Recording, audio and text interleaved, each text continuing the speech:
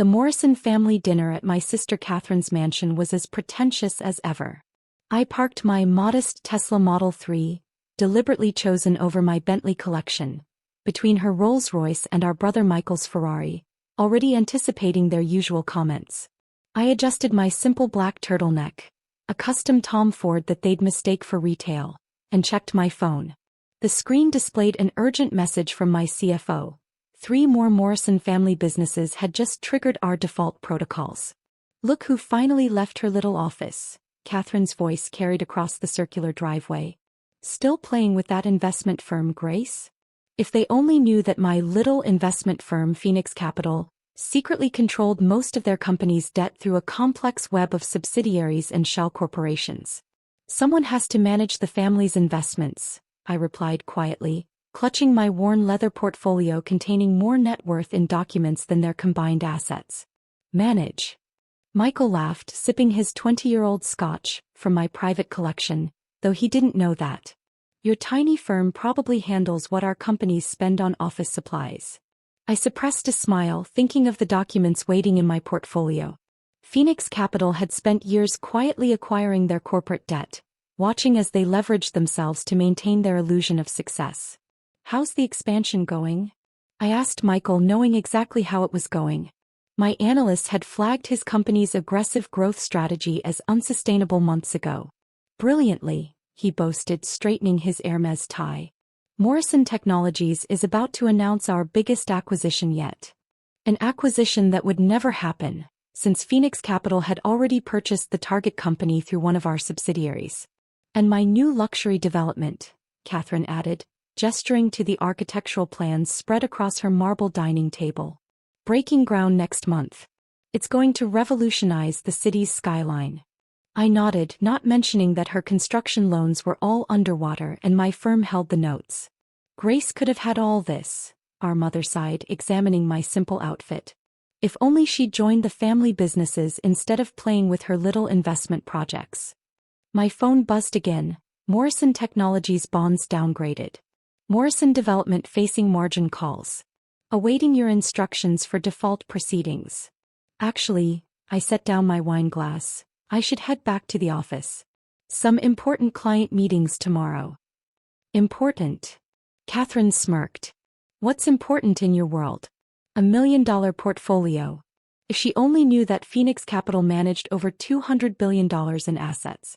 That while they mocked my small firm, I'd built one of the most powerful investment companies in the country. Someone has to handle the details, I replied, gathering my things. That's Grace, Michael told his wife loudly. Always thinking small. While we're building empires, she's probably still analyzing spreadsheets in her tiny office. My tiny office occupied the top 3 floors of the city's most prestigious building. The same building where, tomorrow morning, their empires would begin to crumble. Don't forget the family brunch next weekend, Mother called after me. Catherine's celebrating her new development project. I smiled as I walked to my car. There wouldn't be a celebration next weekend. By then, they'd all know exactly what kind of empire their small-thinking sister had built. My phone lit up with another message from my CFO. All preparations complete for tomorrow. The Morrison family won't know what hit them. Perfect, I typed back. Time to show them what playing entrepreneur really looks like. The morning sun hadn't cleared the Manhattan skyline when my office phone started ringing. Every major financial news outlet was reporting the same story. Morrison family businesses were collapsing simultaneously across multiple sectors. Ms. Morrison, my assistant Jane appeared at my door. Your family has been trying to reach you. Your sister has called 23 times in the last hour.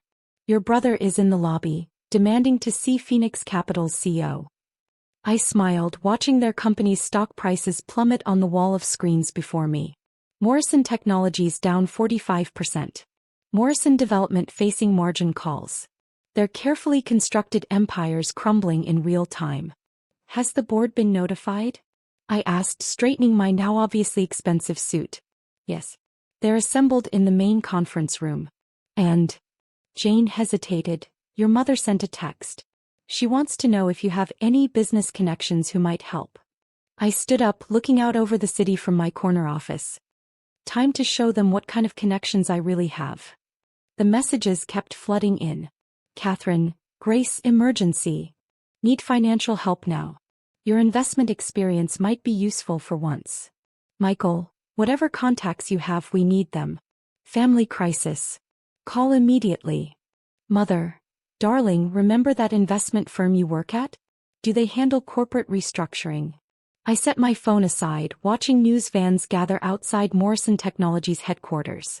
Their empires were falling, and they had no idea that their salvation, or destruction, rested entirely in their small thinking sister's hands. The board is ready, Jane announced. And your brother is becoming insistent. Let's not keep them waiting then. The elevator ride to the conference room gave me time to reflect on years of dismissal, of snide comments about my little investment firm, of being the family disappointment. The board members rose as I entered, titans of finance who'd backed Phoenix Capital from the start, who'd seen what my family couldn't. The Morrison situation is proceeding as expected, our CFO reported. Their debt obligations have triggered across all subsidiaries. They're completely exposed. And the takeover options? I asked, though I already knew the answer. Ready to present. They'll have no choice but to accept our terms. My phone buzzed again. Catherine had sent a video message, her perfect composure finally cracking. Grace, please. If you know anyone at Phoenix Capital, we need help. Michael's not handling this well. Ms. Morrison, Jane interrupted. Your entire family just arrived in the lobby. They're demanding to meet with Phoenix's CEO. I gathered the takeover documents, thinking of all the family dinners where they'd mocked my career choices. Send them up. It's time for a family reunion. The Morrison family delegation burst into the conference room minutes later, led by Michael. He stopped short when he saw me, confusion crossing his face. Grace? What are you doing here? We need to meet with Phoenix Capital's leadership. This is no time for your small-time investment advice. Actually, Michael, I gestured to the chair at the opposite end of the table. That's exactly why I'm here. What are you talking about? Catherine stepped forward, her designer outfit wrinkled from stress. We need to speak with the CEO.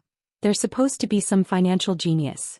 She trailed off as she noticed the respect with which Phoenix's board members regarded me.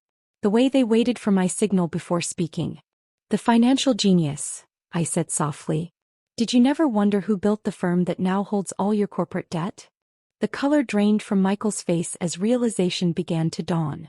No, it's impossible. The silence in Phoenix Capital's conference room was deafening as I laid out the brutal reality of the Morrison family's financial situation. Every screen showed a different aspect of their collapsing empires. Stocks in free fall, creditors calling loans, and their reputations crumbling in real time. Let me explain this in terms you might understand. I began, clicking through the detailed presentation. Phoenix Capital now controls approximately 78% of your combined corporate debt. Every loan, every bond, every leveraged position. It all answers to me. But, your little investment firm. Catherine's voice trembled. My little firm manages over $200 billion in assets, I corrected her. While you were all busy mocking my career choices, I built one of the largest private investment companies in the world. Those important people you were always trying to network with? Most of them work for me. Michael stood up abruptly, his expensive suit wrinkled from stress. This is some kind of trick. You can't possibly. Can't possibly what, Michael? I interrupted, nodding to Jane, who distributed thick folders to everyone present. Can't possibly have spent years analyzing your reckless expansion strategies? Can't possibly have recognized the fatal flaws in Catherine's development projects? Or can't possibly have built something bigger than all your companies combined? The screens shifted to display Phoenix Capital's true portfolio. Hundreds of companies, billions in assets, and a web of financial influence that stretched across the globe. Your acquisition plans, Michael? The ones you bragged about at dinner? They failed because I bought the target company first. Catherine's luxury development? Those construction loans you can't refinance? I own them all.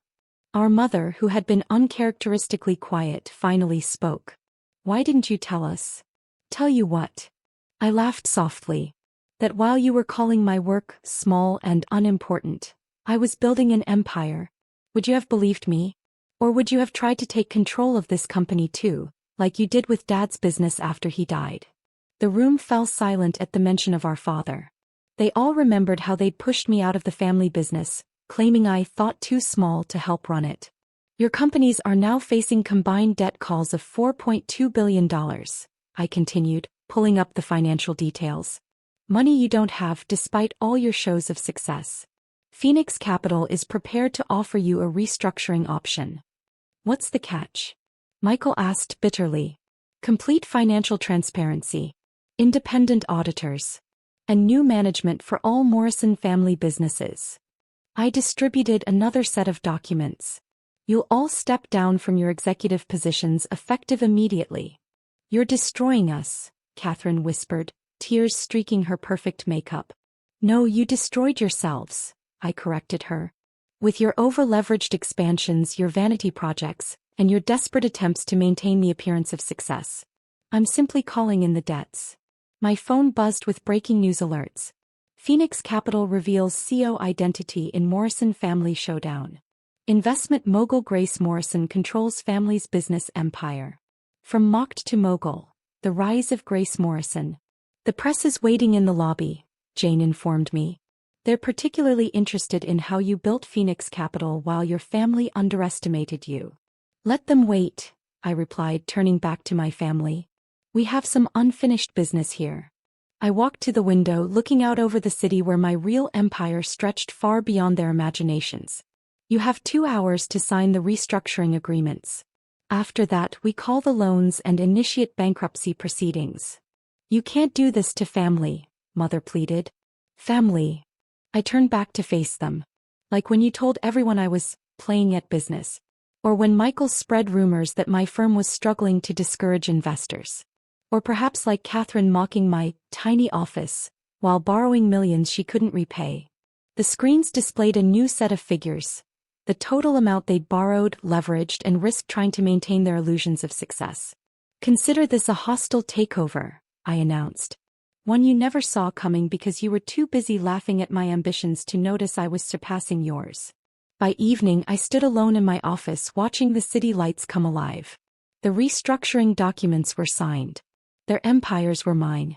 The press was having a field day with the story of the underestimated sister who now controlled her family's fate. Your family has left the building, Jane reported. Though your mother left this. She handed me an old photo of me at my first office opening, small and hopeful, while my family stood in the background looking unimpressed. Frame it, I decided. Put it next to our latest financial statements.